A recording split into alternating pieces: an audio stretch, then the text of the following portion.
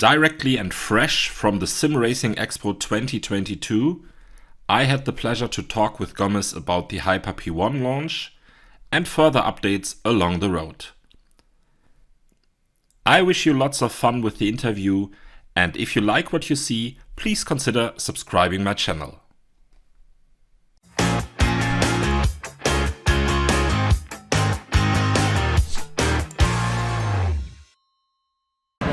So say hi to Gomez. We are at the booth of GSI at this year's SimRacing Expo. Last year we have been visiting you, and hell, what was that for a ride? This year has been awesome for you. Yeah. Tell us about it. Well, yeah, I mean, obviously we've grown. Super excited about kind of the reception we've received over the last year and kind of the improvements we've made because of that. I think the cool thing is, like, a lot of our new products kind of take into account the things that people wanted from us, and it's exciting for us to show that here this year. And we have a bigger booth and more products to show, so it's really fun. The only problem is that some of our stuff got held up in customs, so we're still working on that. Welcome to Germany, Gomez. Yeah, welcome to Germany. A lot of rules. Land of bureaucracy. Bureaucracy. So. Yeah, not a lot. Not a lot of wiggle room. But we're rolling with the punches. But today is not just a day of complaining that you're missing SimRigs. You had an important announcement to make. The Hyper P1 wheel is for sale, and today, maybe you won't see this video today, but then today there was discount day. Yeah. Launch discount for the Hyper P1. Tell us about the flagship of the GSI setup. Right, so yeah, we came out, today was our day one launch, and we wanted to do something special because we do know the wheel is slightly expensive. It's the top of the line wheel for us. We do feel the wheel does provide a lot of value for what you're getting. And we kind of wanted to sweeten the deal and make all the early adopters, give them a little bit of a reward for coming on board early. It's nice for us to do it and gauge what the pre-order demand will be, and then that kind of dictates the amount of quantity we'll order and build. But it's been exceeded our wildest expectations. I can't thank everyone enough for the huge turnout today. Yeah, it was crazy this morning. I was attending the start of the sale at the high-speed train, and it was really fun to see. Yeah, but I had the chance to touch the wheel, and maybe you want to show us. Let's grab one of these beauties. All right, so this is our new product, the Hyper P1. It's 300, well, it's from here to here, it's 298 mil.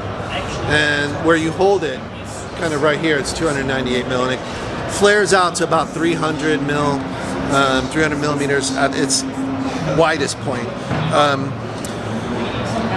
It is kind of like a wheel. It's a culmination of everything, the community's asked from us, from thumb rotaries to, LED backlit buttons. These are 500 gram force buttons. More tactile encoders. It's just an improvement and a kind of a leap forward on every respect. And the option paddles and stuff are something that a lot of people requested. So, it's at the end of the day, it's got all the functionality, the funky switches on the thumbs, but it's a looker. I think you look at it and you're like, oh, it tugs on your heartstrings, right? It's a beauty. Yeah, it's a beauty. I have to tell. Yeah, so I'm really excited about this one. It's definitely been our best-selling product to date, and it's only day one. So wow. Yeah, I mean, for the amount of it's selling faster than any other wheel we've ever made. So it's a good sign. You put a lot of passion into it, designing it. Yeah, and a lot of revisions, a lot of things that we can improve. And there's little refinements that are going to come to the final production. These are still sample handles and whatnot, but it's nice to have something with this level of fit and finish, at this price point. And the good news is, I saw it at Husingfeld, the pedal company, that they are releasing a software with live input. That means you can put the throttle map You can adjust it directly then with the the wheel. encoder. So Nice. it's like you have talked to each other. Yeah. It's exactly what we would need. Yeah. If you're gonna go onto the track and it's raining or your tire has been wearing a lot and you want to give it a little bit Yeah. more love, and then you can do that. And Yeah. with that kind of wheel, it's easy to do that. Perfect. Yeah, you have all the inputs that you need. You know, it definitely is a more is more wheel. This is like not for the faint of heart, but you know, when you're sim racing, there's a lot of inputs that you can get done on this one. It is. But this is not everything. We also have the GT wheel. Yes, let me grab that real quick. And then this is a final production of the GT Max. This wheel has taken almost a year to develop because just for the simple fact that it has a single carbon hand-laid structure, and then the silicone handles overmolded on that. But just the level of fit and finish and the handmade refinement that goes into making something like this is not easy. So in a lot of ways, from a development standpoint, it's probably one of the most difficult wheels that we've ever developed.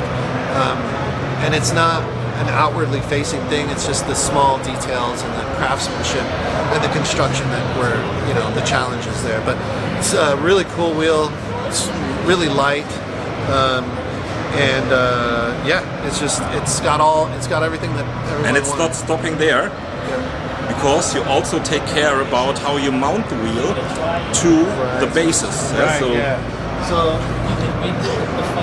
So this is our new QR system. It's called the QRS-1.